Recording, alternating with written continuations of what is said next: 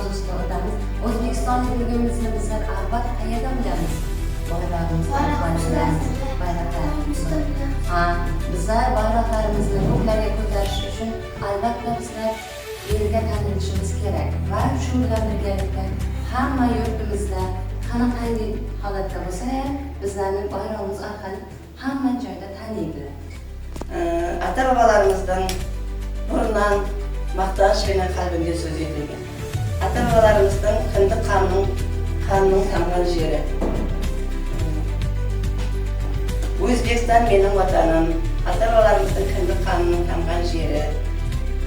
O'zbekiston eski tarixi, milliy madaniyati, urf odatlari, o'zining o'sib keltirgan asarlarga o'zining sonday urf odatlari bilan maqtanishga